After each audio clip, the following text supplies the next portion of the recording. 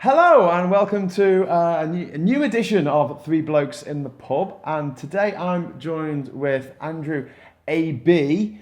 Abrahamson and also Mark Bean Sabino, and these are two of my friends from Liverpool who are not actually Brexit activists, anti-Brexit activists in any, really, are you?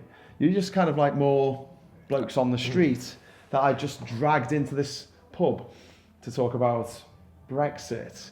So I just want to start with you, Bean. From your point of view, you've always been very left-wing, you've been very socialist. What do you make of the Lexit argument for leaving the EU? There fucking isn't one. No, say what you really think. There isn't one though, is there? It is regardless. Whether you depending on how your relationship is with Europe, then you might consider that you need to discuss your relationship with Europe. But when you're a member, you're a member. So you know, it's the antithesis is any kind of exit from Europe.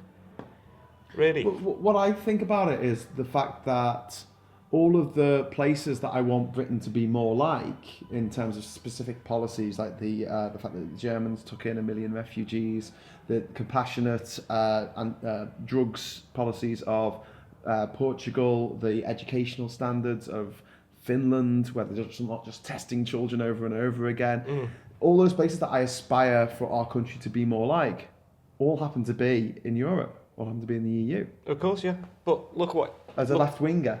Yeah, look what Europe is. It was essentially us going off and saying, like, we want you to be more like us. Yeah.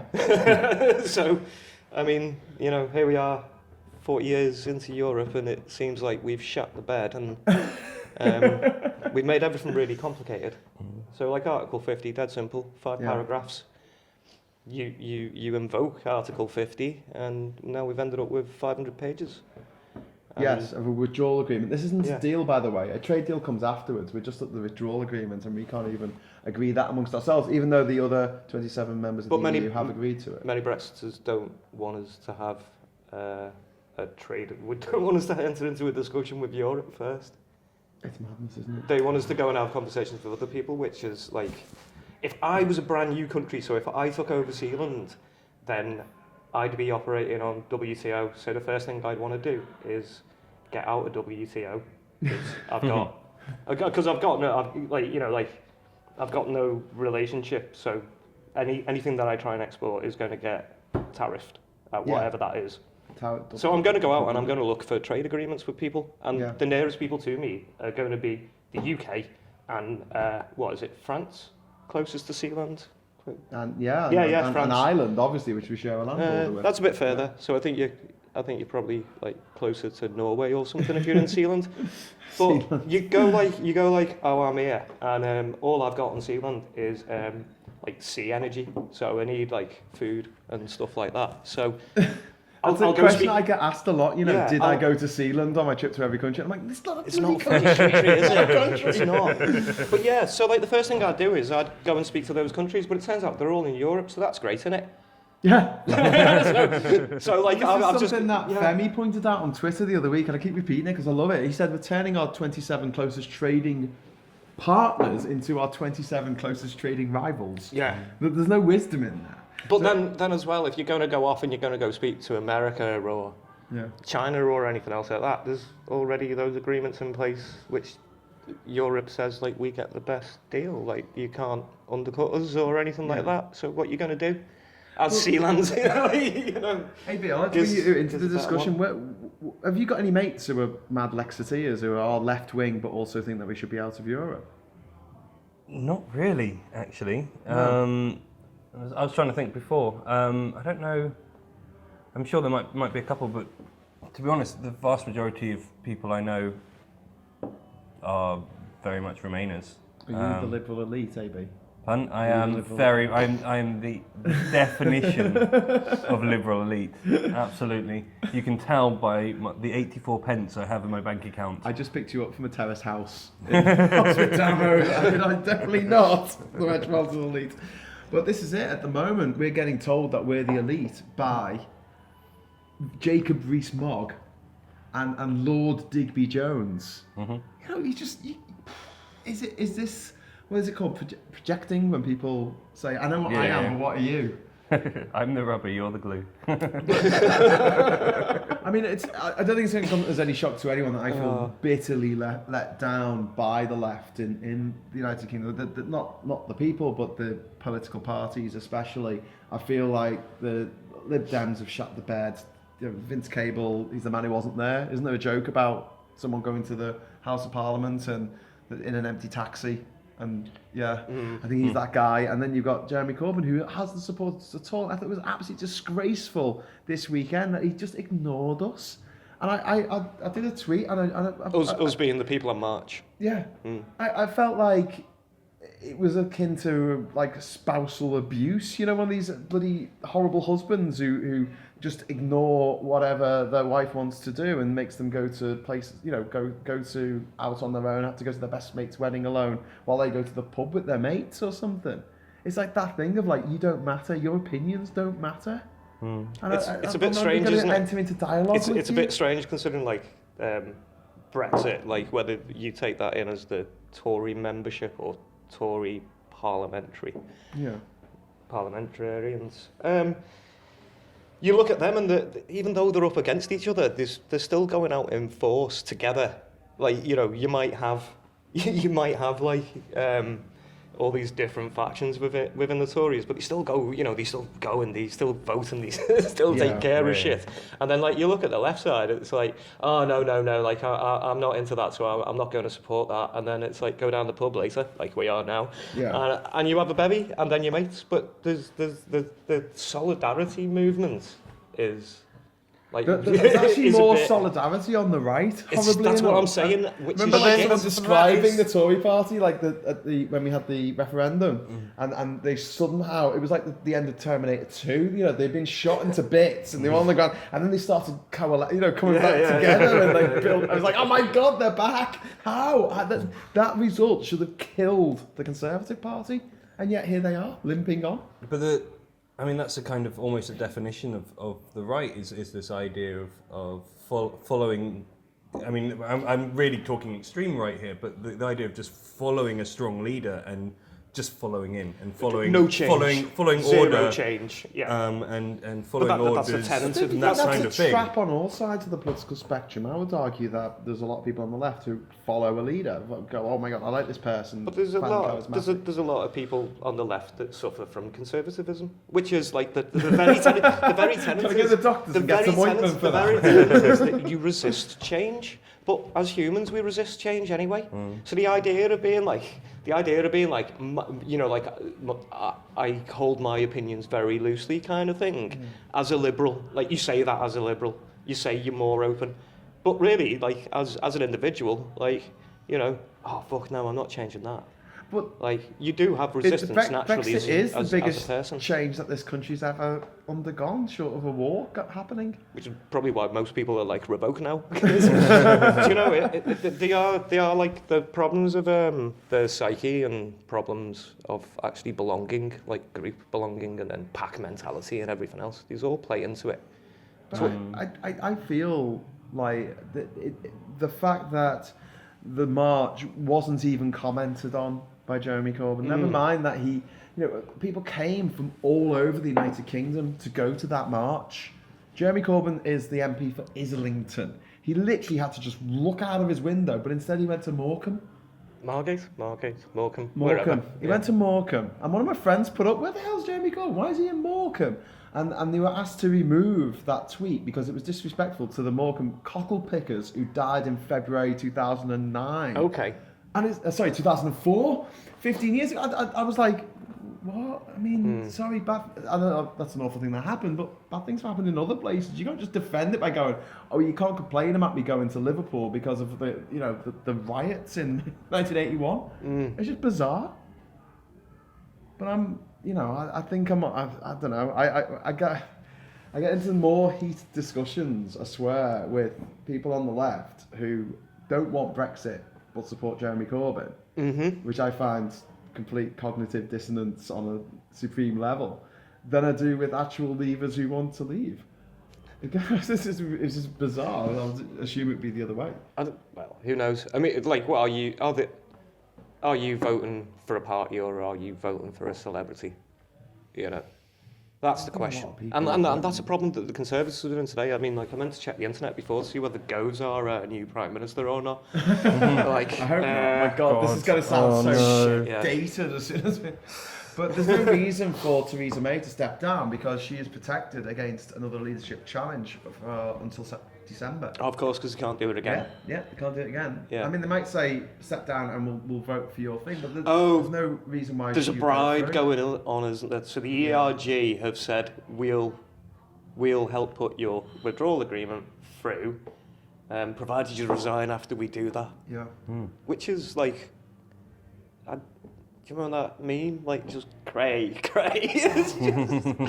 She's not going to do that. They're not going to accept any vote of no confidence. Oh, we can't do another vote of no confidence, can we, in the government? Because that's happened already. Is that true? Well, what's going on? They can't... It's a shit show, isn't it? They can do a vote of no confidence whenever they want, but the deal with the DUP is a confidence supply. It means that they're supposed to supply the votes. They don't have to.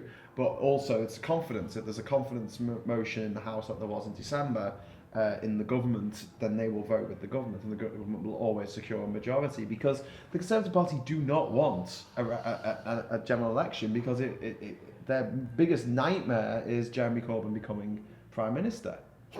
Well, it's just a Labour government. Well, yeah, to be honest. Well, if their biggest nightmare is just them not being in power, and they will hold on to it as best they can. I mean, and we don't have to have another election now till 2022 because of the Fixed Term Parliament Act. So I don't see calling for an election or asking for an election as something that is going to ever happen. An election's never going to happen. So the big question being, why is Jeremy Corbyn not a full-throated supporter of the final say, of people having the chance to ratify May's deal?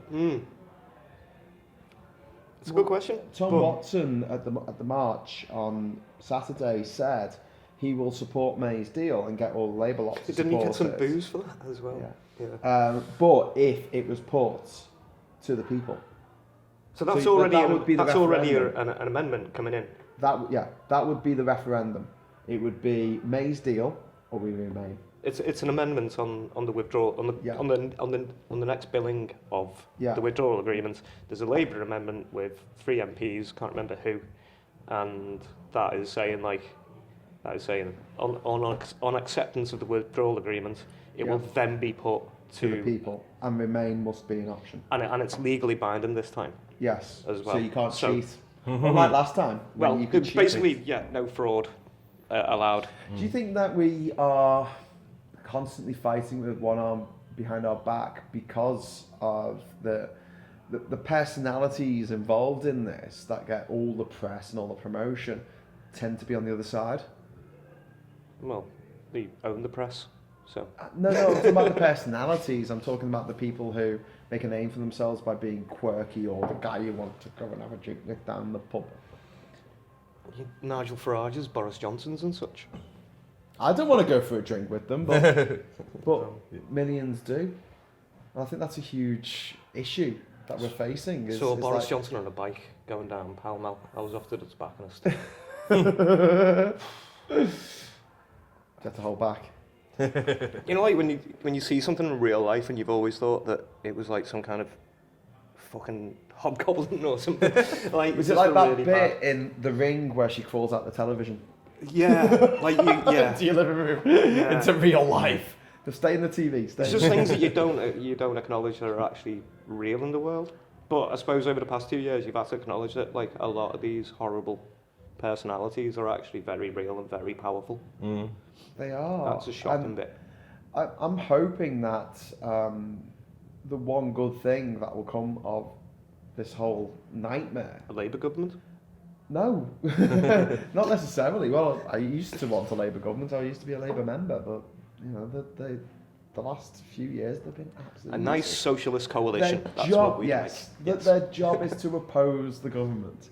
And I remember, you know, when I was younger, saying, "Oh, I think it's ridiculous that even if they agree with something the government's doing, that they'll just oppose it just because of the opposition." And I feel now like, no, actually, please, just oppose everything that you're doing. But Did the Tories oppose Labour much? yeah, Tony Blair? not when it came to the Iraq War, No. of course, that Or got through. PFI or anything like that. No. I might have opposed it because it wasn't their idea. They'll charge more interest. Yeah. Interest on the idea.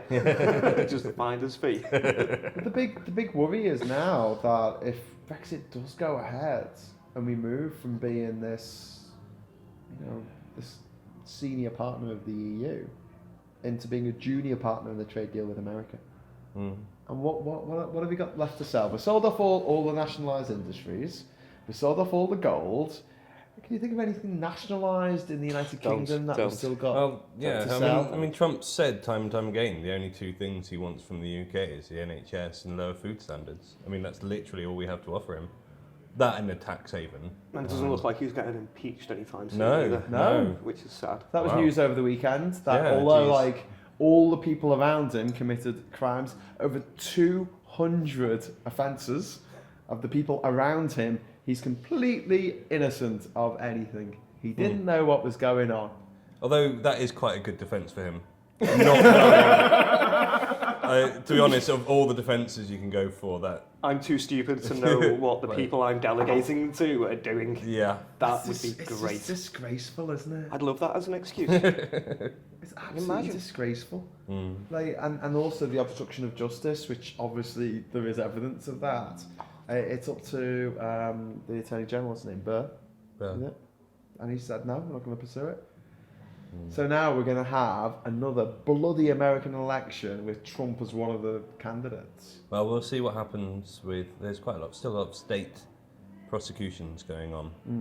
There's is it New York or Washington with Trump Towers, with the inauguration, and the fact that they paid Ivanka quite a lot of money, a huge amount of money that went to her for the inauguration, which cost a lot more than it should have done. There's a lot allegedly did that. But there are quite a few other cases like that that are still being put forward. So we'll see what they.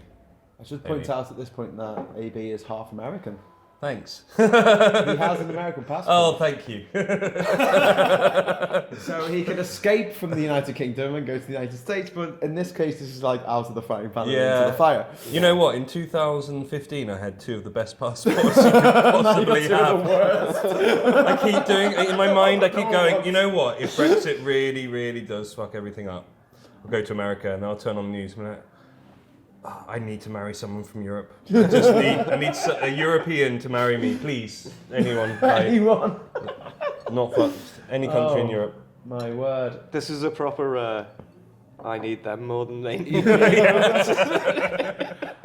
So what I'm thinking of doing is I want there's a thing on the internet called CinemaSins where they go through a film and they pick out all the plot holes and all the mistakes and stuff like that. I want to do that now with videos of leavers just on the TV lying, these Brexit backers lying and then stopping the video. Because I've done a few of these debates now, and what they do, what their strategy is, they'll talk for a minute and in that minute they'll say 7 or 8 different lies. So when you come back to them, it's really hard to keep in your head all the things they've said. They're absolute nonsense. So I think it'd be good to go back over the footage and stop it and say, right, here's a lie, here's a lie, here's a lie. And they need us more than we need them. It's the most demonstrably easy to refute lie that there is, because half our trade is with Europe, whereas 5% of their trade is with us. And if 50 is a bigger number than 5, I feel like I'm going a bit South Park here. If Chewbacca is a Wookiee, you must acquit. If 50 is a bigger number than 5, then we're in trouble, basically. You should just get a little card that just says citation needed, like, and just hold it up in all these debates. Oh God, I would like that it would for, not go down well. I would like it for some journalists to grow some balls and actually say, you're lying. You just lied. You lied about this. You lied about this. You lied about this. How dare you come into my studio on national TV? We've given you a platform, and all you've done is lie. But instead, they don't say anything. Liam Fox was on R4 this morning. Oh, my life. Oh my life. You know, it's You know, like I can't say who said like, this, but in one of the Free Blokes Liam research Fox, missions we Liam did. Fox this morning, man, was just like, everything's going to be fine. And it's like, you spent years. Like, was he, like, he basically ran away from the job when he realised it was all impossible. Well, he's got these amazing new trade deals with the Faroe Islands, with Papua New Guinea, with Fiji. You know, Faroe Islands have got sheep, haven't they? But they don't export. I think what have they got? I think they're mostly whale meat, which is illegal. I think in the United Kingdom. Papua New Guinea has got a lot of gold, which they might want to sell us, but we haven't got a lot to sell them. Financial services, I don't know. I was going to say, I can't say who told us this, but you know, one of the organisations that we've spoken to in the research that Jason and I did for the Free Blokes podcast, they said when Liam Fox comes in the room, we all just go, because he's an idiot. And You're talking an international body. One of the more worrying things is a lot of the negotiators on behalf of the British are very, very young and inexperienced. Something like the average age of the people who are going out and doing these new trade deals that we're enjoying with Fiji and Papua New Guinea. The average age is about 30, 31 years old. Is this the same government office that had like a staff turnover of like that's Brexit staff that's retention? The Brexit office, yeah. Staff retention was like 40% or something, 44%, something like that. Yeah. And then the average age of everybody working there was like mid-20s, mid to late 20s. A lot of the older civil servants have just left because they've got a really nice retirement package. Like if you're a civil servant... Do you mean like the old working class background civil servants, the ones who fundamentally can't hack it anymore? Well, a lot of the older generation have left and just said, look, I'm not doing this. I'm not doing this. And we spoke to someone who is very high up in the pharmaceutical industry, and they've been made to sign NDAs so they can't speak on the record. Oh yeah, NDAs from government. From the government. So to stop them from whistleblowing? Yeah, and the NDAs have been taken off them. They've been taken off them. So they sign them at the table and then they're taken off them. And they said it's like part of an employment contract. With some it's of the bad. biggest. It's not state secrets. Like, sorry, it's not state secrets because otherwise it would be Official Secrets Act. Yeah. It's, it's a civil servant. It's to stop you from fucking whistleblowing. Yeah. Or rather, it doesn't stop you from whistleblowing, but it puts an onus on the information wasn't going to be in the public good for you to reveal. Imagine sitting down at a boardroom and you have got the heads of GlaxoSmithKline, AstraZeneca, the biggest pharmaceutical companies in the country. I mean, AstraZeneca on its own represents 1% of our entire export GDP, which is more than all our fish put together. Wow. That's one company. And they're sitting at a table with this very young male who is basically representing the government as a civil servant. And he comes in and says, so what are we going to do? And he says to them, Brexit means Brexit. Oh, narratives. Just like, oh. No deal. Oh God, I can't even say it. I feel like Crichton when he can't swear. I thought this was a good place to sit in the pub, but the sun is reflecting off a window over there, and it's absolutely blinding. All your face is going to be in shadow on this side. That's okay. Gorgeous. You're well lit on the other side. Yeah, it's just all the narratives that they've managed to spin, isn't it? I mean, like Theresa May as a Remainer, like stepping into number 10, and like one of the first things out of her mouth is like, no deals. No deal is better than a bad deal. Do you know what? I'd rather we had a withdrawal agreement than no deal. Yeah, depots. Yeah. I don't know about you. No, I would rather have a withdrawal agreement. If it wasn't no deal. If everything else was off the table and it was it was between them two. I thought no deal was bad, and then I learned a lot in the last 9 months. It's worse than I thought it was going to be. A lot worse. No deal's terrible. It is going to absolutely, when you say decimate, that's only 1 in 10. So let's just say annihilate British industry, British agriculture, the agri-food industry. It employs 3.5 million people. I found, so I put this out as a benefit of Brexit. The working day week would probably have to go down to 4 or 3 days. How'd you work that out?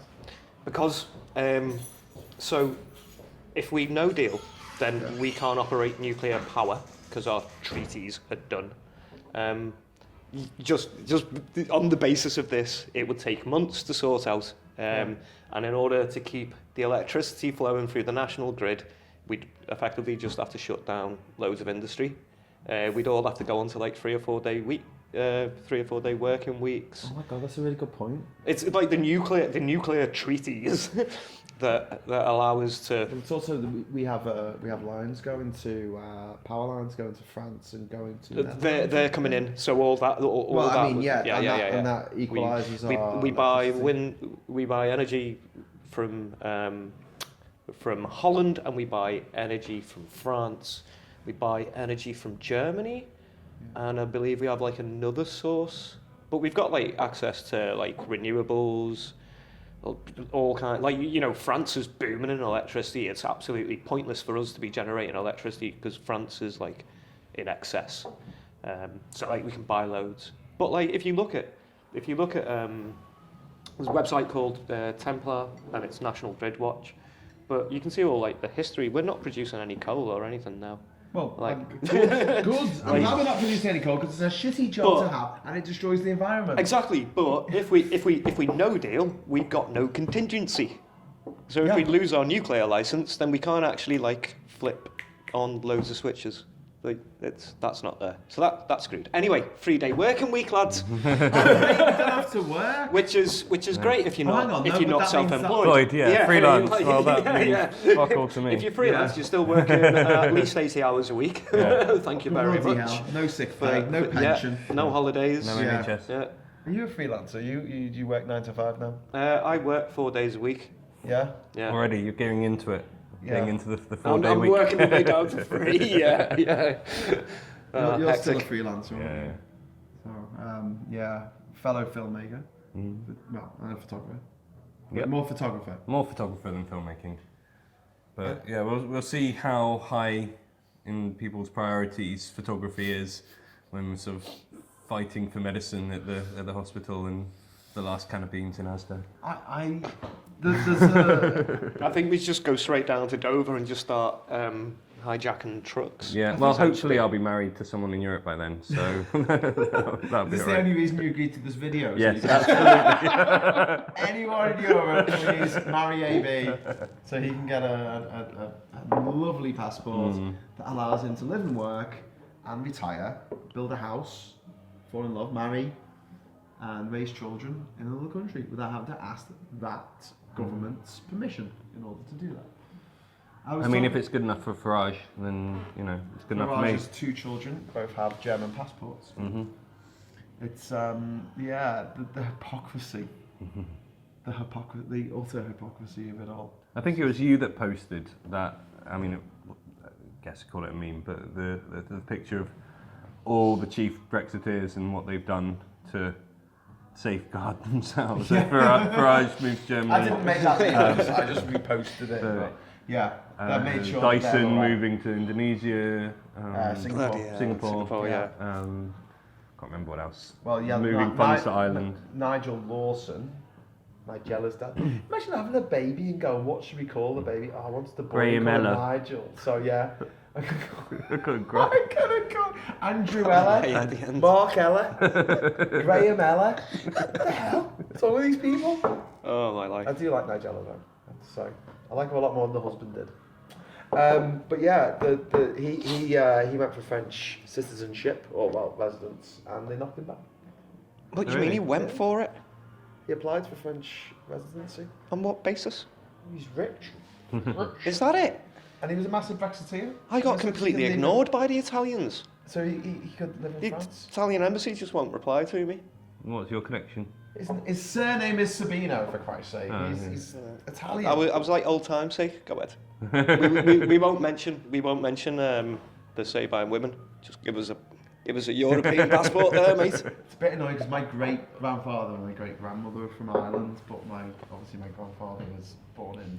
My sister's 2 kids both born in Ireland when my sister lived in Cork. So, conversation with my sister. Kids are sound, we're nearly dead. Jolly good. Well, the effects that it's going to have. Someone was saying, oh, well, the EU's doing quite well out of this because of the £1 trillion worth of assets that's been transferred from the UK to various places in the EU. However, in the short term, Brexit is going to really damage the EU, just on a level, with Ireland alone, because you look at Ireland, there's more trade with Ireland than there is with Brazil, Russia, India, China, and South Africa put together. It's a massive amount of their trade, and if we start even thinking about putting the border up, we're in a lot of trouble. It's not happening. This is a weird week. We're supposed to be leaving on Friday. No. No, we're supposed to be. They've accepted the extension, haven't they, till 22nd of April? Is it what are the two dates? We've got April the 22nd. If she doesn't get the withdrawal agreement signed off. Yes. But you've got till May. No, it's not April 22nd. It's April 11th. Oh, okay. It's really soon. Yeah, it's 2 weeks, I think. Oh, so that's 2 weeks after the original leaving date, the 29th. Yeah. Okay. Yeah. Well, still not enough time, is it? To do what? I don't know, sort out our nuclear energy treaty, to legally generate electricity. One of the most all frustrating of those things is that I think that anyone who anyone who's awake and knows what's going on, can see that if we do have another referendum, considering we got 48%, without even trying, with David bloody pigfucker Cameron as the talisman of staying in the EU. We still got 48%. So now, with all these grassroots groups around the country, with 1 million people marching, with 5.5 million people signing a petition saying revoke Article 50. Speaking of animals, we'd have to put a load of vets. Yes, everywhere as well. I don't know if we're supposed to. So it's 2 weeks. It's 2 weeks, isn't it? Can we talk a little bit about vets? Yeah. Because we don't have enough vets in our country. That's not vets for live animals. That's vets for dead animals. Yeah. Checking food. Food, exactly. And most of them are Spanish at the moment, but they're just going to go, see you later. Country with no prospects. So we'd have to check all our food imports in it. So yeah, So if WA doesn't get signed off, which it probably won't do, then we'll have to sort out settled status for however many vets we need, for however many trucks, whatever the frequency of trucks is coming out of the tunnel. A bonfire of red tape. How do you do these maths? This is bonfire crazy. Of bureaucracy. Oh no, we're going to check everything coming in and out the country. Yeah. Is that going to be a problem? Nah, I'll be fine, mate. Where does the electricity from the Channel Tunnel come from? Is that... Do you know, this is... Whoa, I like questions like that, because who's paying what has made us think about things that we never thought about before. Where does the electricity come from the Channel Tunnel? I don't know. It's just all bad, isn't it? Well, there's the argument that we're still going to have great things happen, I think, has just been... Great things will happen, but probably at the detriment of many legacy systems. And great things will only happen when these legacies fail, such as the electricity. What do you mean, great things will happen? Well, exactly what you said. Great things like great monumental reforming things will happen. But it will all be at a cost. Yeah. We can remain in the EU and we'll really reform it because we'll be reinvigorated, or we'll just leave Europe and we'll reinvigorate the UK because there's nothing else to do. And no one wants to listen to us anymore because I don't think we gave everybody. We'll try. If we don't have another referendum. Oh no! When I say reinvigorate, I just mean reinvigorate from and then just sack it off. I think that's a huge problem. I think that if we leave the EU, that's a huge problem. I think the only way out of this shitstorm is another referendum in which no one's allowed to cheat. Who's allowed to vote? Is the cohort the same? Well, no. No, it's shifted by 3 years. I mean. Oh yeah, no, I don't mean the exact cohort, but the rules surrounding, because there were all kinds of rules over who could vote. EU citizens living but then you'll have people. Then you'll have people. Living in the EU then you'll have people disenfranchised because it won't be reflective of the actual vote that was played beforehand. What do you mean? Who's going to be disenfranchised by that? Everybody who voted when it was Leave Remain. How they can still vote unless they're dead. So if you change the cohort, and by which I mean who's eligible. Yeah. Like the cohort has changed So because it's 16 like or 17 like 2 or 3 million of those 17 million just aren't alive anymore. Like they're gone. So the vote's already going to be different. But what I'm saying is like you need to ensure that the cohort is the same, so nobody can turn around and say like they didn't get to vote last time, or I didn't get to vote this time because the eligibility Everyone changed. should be allowed to vote. I'm saying that more people should be allowed to vote next time. When it comes down to it, if you're I don't going think to have legally binding I don't votes, think you can mess with 16 it like and that. 17-year-olds and EU citizens living here and British citizens living Yeah, abroad, I'd love no it. matter That's how the long way they've it been should in be. countries. That's I the way it should understand have been on ref. what you're saying. That's what it should have been in the ref. But what the ref was it was effectively like saying like It was you advisory. can't. No, I'm saying the voting population, the people who are allowed, who are eligible to vote, weren't necessarily the people who are eligible to vote in a general election. You're onto that. People weren't allowed to vote in the referendum that normally would have. The people that you're mentioning now, the expats who Yeah. aren't in the UK, and the idea being that if we then include them, which is the right thing to do, don't get me wrong. Yeah. They No, should be I included, think and it they totally should have is. been included for the And first time round. 16-year-olds and 18-year-olds. Well, But- 18-year-olds were. 17-year-olds. 16, 17, 18. 16 to 18. And. But Gary's. but the problem comes if that happens, is that the only reason to have another referendum is to stop this country from just completely splitting in two halves and having, whichever way it goes, having half the population absolutely distraught at the prospect of leaving or the prospect of staying. But if you change the cohort to be something else, then It's the not losing reflective. party can then go, no, because you changed the rules and you've changed the rules, and it's Third still referendum. and it still gives there's an outlet for this anger and this for still more confusion. Then the electorate turns into I'm like... not saying this is. No, I think that if it came to it, this is a very different referendum. This is a referendum where you have actually a withdrawal agreement that you can read, you can download it, and you can go through all 585 pages or whatever it is, and go, okay, I agree with this, I'm going to vote for that. Or you say, I don't want this withdrawal agreement, I want to stay in the EU. So, I mean, like, that's good Remainer logic, but what about applying Leaver logic to it? Leavers aren't going to be happy with that, I don't think. Well, Leavers aren't going to be happy with another referendum, and they're not happy with the Well, they're not, are they? Because they know damn well that they'll lose it. But then again, some Leavers aren't happy with a no deal, and some Leavers aren't happy with a Well, some with a Leavers are not withdrawal happy agreement. ever. Yeah. You know, we were sitting in a situation in which we were the 5th biggest economy in the world, truck along quite nicely. Our economy was on a course to overtake Germany's. We were would due become to the yeah, 4th yeah. biggest we were due economy we were in due the world. we were due And then within we 5 threw a years. massive spanner in the safe works by yeah. voting to leave the EU, voting to leave the biggest and most successful trade bloc in the world, and suddenly our economy is going to shit. I.e., we're talking about £1 billion a week has been lost from our economy, and £1 billion a day in assets has been lost every single fucking day since the referendum. The fraud-a-rendum in which people cheated. And we're allowed to cheat. They broke the law, and we're allowed to break the law.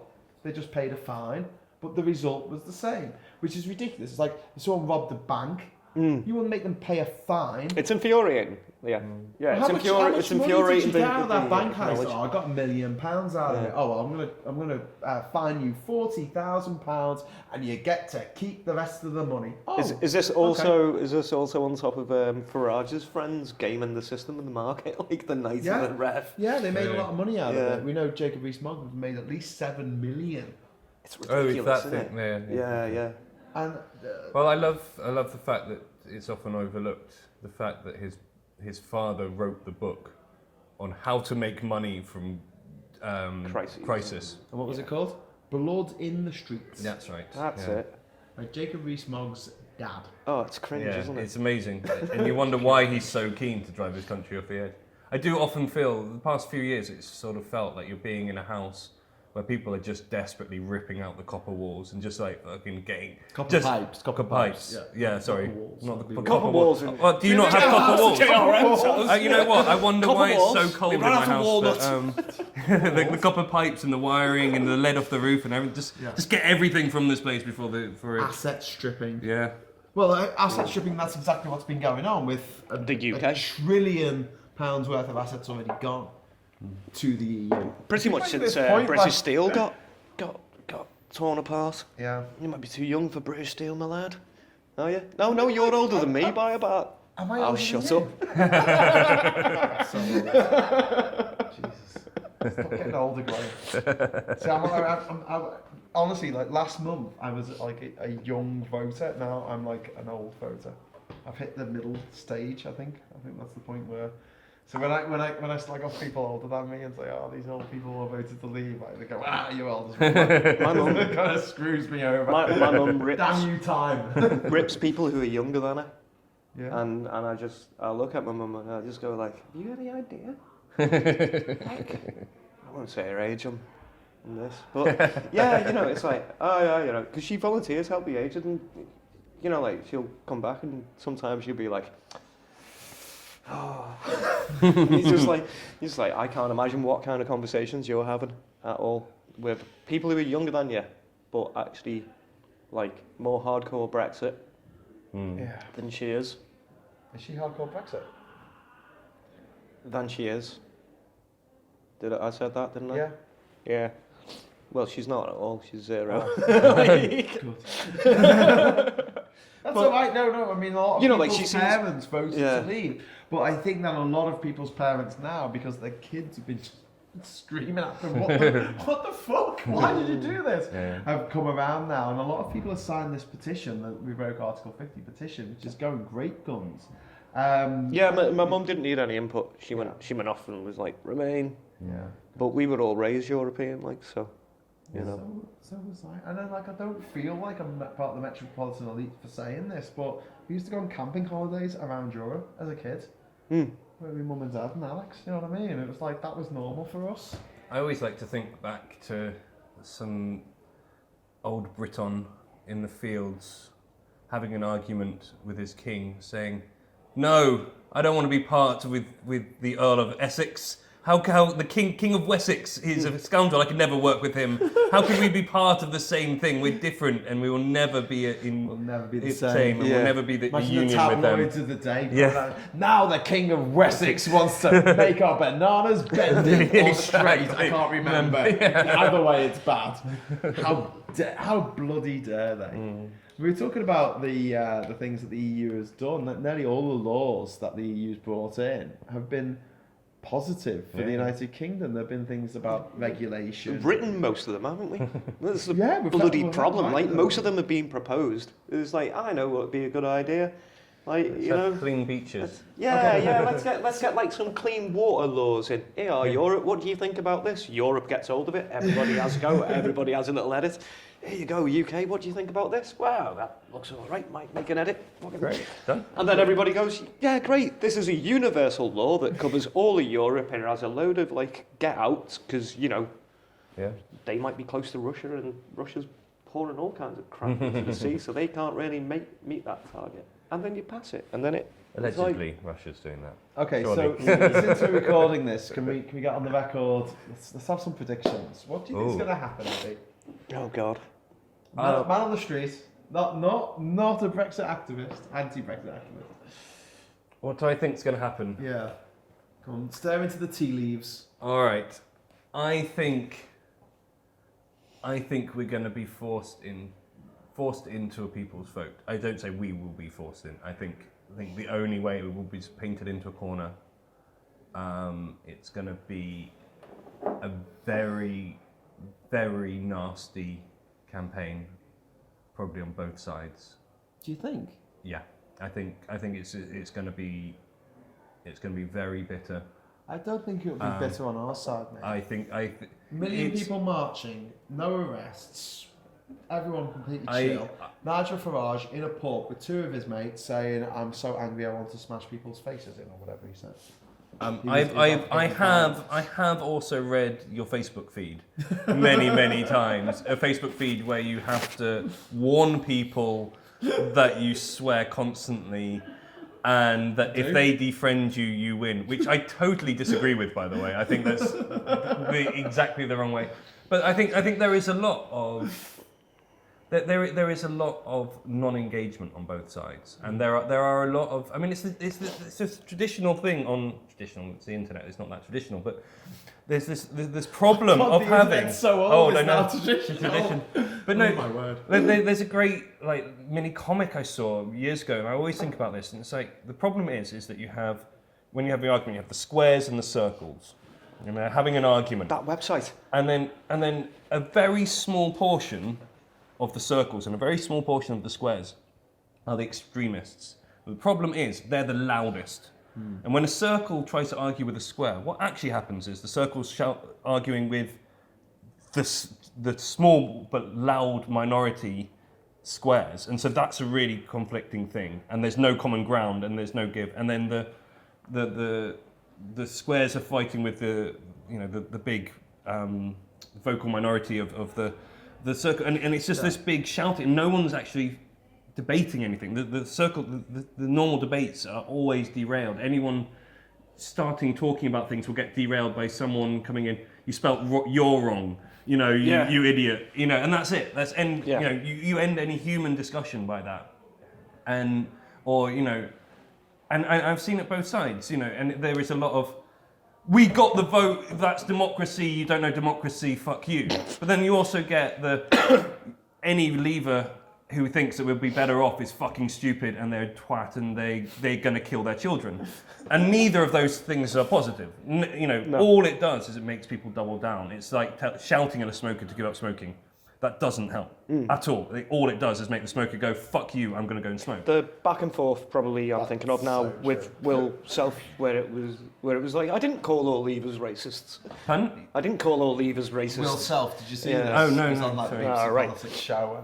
And then, Yeah. so Will Self just went like, anyone who's racist voted for Brexit. And then a minister, Conservative minister, wasn't it? How dare you say It was like- that all Leave voters are All, racist? and he's Right, just like, yeah. and he's just like, but he's so smarmy about it that he's just sat there going, I didn't say that. Yeah. And Will Self is annoying.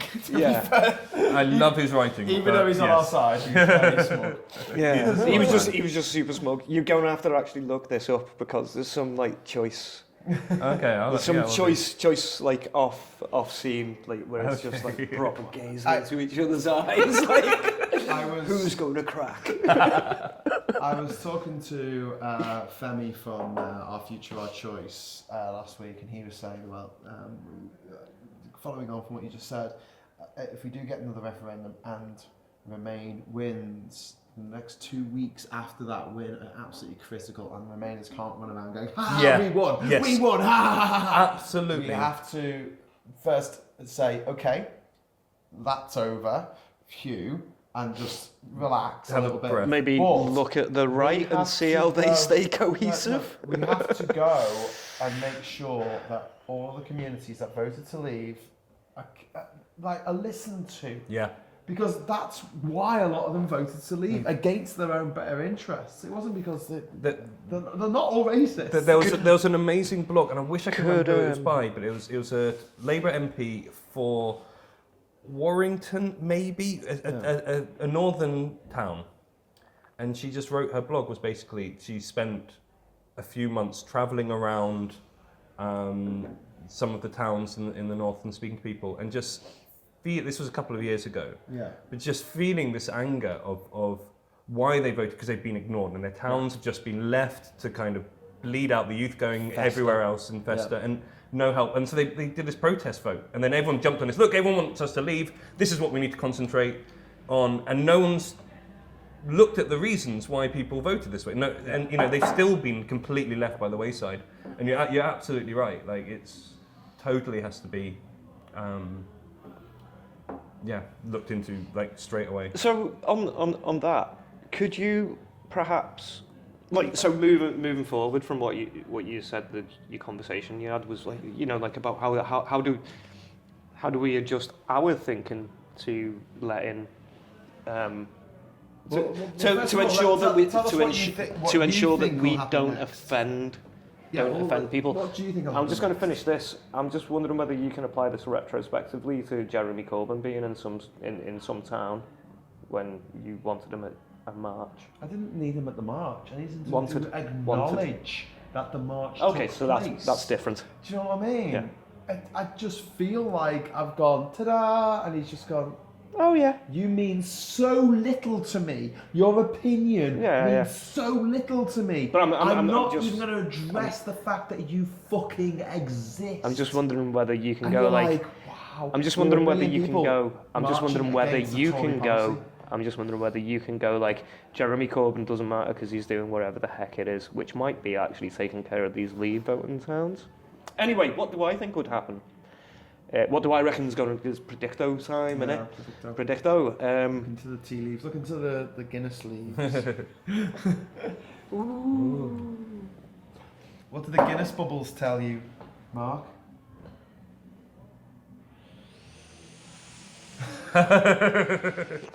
Gandalf over here. Cheshire Cat. No, is it Cheshire Cat? No, it's the caterpillar. Oh, is it the caterpillar? Caterpillar. Sorry, you did ask me not to vape. Yeah. What do I reckon's gonna happen? I think we're going to just be forced into a predicament, and I think the predicament. I think forcing, like you think, is going to be horrible. I think the actual getting. I think it's going to be horrible. Getting to a point where either this is scored to the country or revoked completely, and Parliament's dissolved. Like at this point, I after everything that's happened, Why would I revoking lead to the Parliament being dissolved? Well, I reckon it'll just get revoked and then dissolved, and then it might be a GE on that point if the people's vote doesn't happen. At this point, I'm more in favour of electing a president, because our actual head of state has proved useless. Well, yes, good. Absolutely. No, I don't want our head of state to have any political power whatsoever. All the countries that are the most democratic nations in the world have a head of state who has no political power. I think that's a good thing. I really do. I'm quite passionate about this because, Germany. Who's the president of Germany? Gary. There is one. Gary? Bob. Frank. I don't know. Anything. Look it up. Google it. There's a president of Germany, but his job, or her job, is to turn up and open supermarkets and give out awards to children for being brave. It's not to do actual policy. I think that if you have a president, and this is a whole nother podcast, you're putting way too much power on the shoulders of one man or woman. And if Hitchhiker's Guide to the Galaxy has taught us anything, and it has taught us many things, you should never. The person who wants to be the president is a person who decidedly should not be the president. Yeah. Also, Gladiator. Oh yes. Yes. Very true. Because they've got that cultural reference in there. But I mean, what? Just go back. We're either. I think we're either people's vote or we're a general election. I think it's 80%. What were you getting at? 80-20. Talking about my point of view with the whole Jeremy Corbyn situation, him going to Morecambe. Leave him alone and stop making it part of the deal. Part of what deal? Part of whatever deal it is that that you feel not appeased by Labour and what have you. Well, Labour's Labour. It's not Jeremy Corbyn. It's not Jeremy Corbyn, and without Jeremy Corbyn, I would still be a totally supporter of Labour, like I was. Yeah. It's him. It's this one person has his personality cult around him who you can't see anything negative about, or all of the ERG don't want Theresa May as Prime Minister, but they're not going to get rid of her. So, just saying. Well, they tried, didn't they? It was Jacob Rees-Mogg who brought in the no confidence vote with Theresa May back in December. I mean, I just want the leader of the opposition to oppose. It's painful. I find it personally painful. It's not an unreasonable ask. And this is the thing. I'm more upset and angry with Corbyn than I am with any of the other politicians, just because I think Tories are going to Tory. Those Boris Johnson. I don't expect anything from him. I expect him to spaff £53 million on an invisible fucking bridge because he's Boris Johnson. He does exactly what I expect him to do. But what I don't expect from a left-wing leader of Labour, the Labour Party, is to go along with this Tory Brexit, to activate Article 50, three-line whip. Three-line whip, to activate Article 50 with no plan in place. And they yeah. said, oh, we couldn't begin negotiations until we activated it. Bullshit. They could have had all of their ducks in a row. They could have all sat together and said, this is the agreement that we are going to take to the EU. Right, activate Article 50, here you go, here's what we want. And then you would have had something that the British had already said, the British government had already said, yes, we want this, and the EU could have negotiated with them, instead of the situation where the EU said yes to the withdrawal agreement, and we've said no. Oh God! To our own agreement. Shouldn't we have heard back whether activating Article 50 was legal or not? I think legal challenges and things like that are just. I thought we were supposed to hear back like by today. Okay, or well, something. there's another point about Jeremy Corbyn. Why isn't he calling for an inquiry into everything? Into everything. Into everything. Into everything. Because we're going to have one. There is going to be a Yeah. Brexit inquiry at some point in the future. Why is he not calling for one now? I wonder how much, like, cards online. I know we've had arguments about Jeremy Corbyn before. Robust discussions, I'd like to say. Yes. Mass debates, maybe. Oh dear. So, to put my position, I'm not a cult follower of him. I was so happy when he came along, when we suddenly got in politics, someone who actually I felt he's been on. Still a politician, but he's marched for. He was different. You know, I mean, all the politicians he had in private school were millionaires, whereas he. Oh. You've been to private school? But he's been putting forward policies which are not necessarily massively left wing when you look at sort of socialist democratic countries, Scandinavia and stuff. He's really in the middle. He's very centralist sort of thing. But compared to how politics has gone and how everything is centre and right. I mean, there is nothing to see someone come along and actually go. That's what was really exciting for me. The way he's handled Brexit has been horrific. I mean, utterly horrific to the point where I'm not a Labour member anymore. I'm the same as you. And I had a point to make about all this, and I can't remember what it fucking was. I should have made it a double, should I?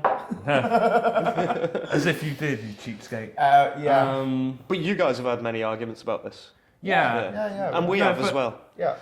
I mean, we'll continue to discuss robustly. Yeah. But I think we're all coming around to the same sort of level of, listen, it's all well and good us as mates having these discussions and banging our fists on the table, but when it comes to if we do get the referendum and the way that is put forward from our point of view, what to do with the results of what to do with the results. Yeah, I am going to just have to make sure that I tone myself down and I'm more conciliatory. It's no good for me just telling other people to be like that when I'm not myself, and try and find that common ground with the Leavers, which. If you're watching this and you want to know how to talk to a Leaver, start with the sentence.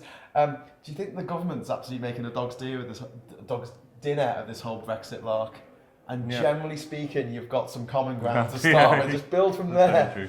So, anyway, did you just want to say something? I remembered the point I was going to make, which is basically, I think that quite a lot of how politicians have been reacting in ways that we may not have wanted them to. Jeremy Corbyn, even the signing of and the bullheadedness of Theresa May. I wonder if at least some of that is in part this fear of what could happen if, in the same way, if we win and then are dicks to everyone who lost, what it could do to the country.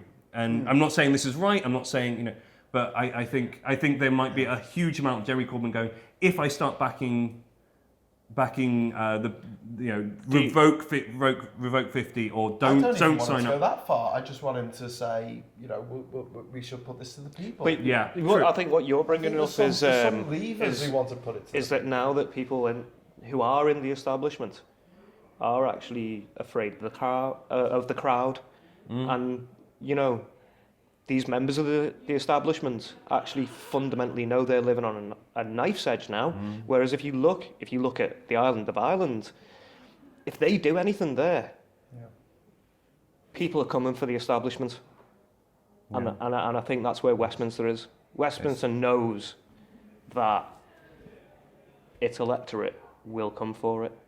But they don't know under what terms. Yeah. Do Or they? which side? Or Yeah. But I know if there's no deal and there are people just dying because the time between There's no insulin. they're Not just enough in food. time deliveries That's snookered. aren't Hey there. guys, it's been an hour. Yeah. We're going to have to wrap it up, I'm afraid. Cool. Thank you so much, Pleasure. Dean. Thank Cheers. you, AB, for coming along. Cheers. Woohoo! And yeah, it's another interesting week in It's the another world day. of bloody British politics. So. Hooray. I long for the days when it was boring. Like no one would watch a podcast where we talked about politics. Bring those back. Bring those back. Anyway, Yeah. till next time, we've been Three Blokes in the Pub. Yep. And thank you for joining us. Bye. Bye.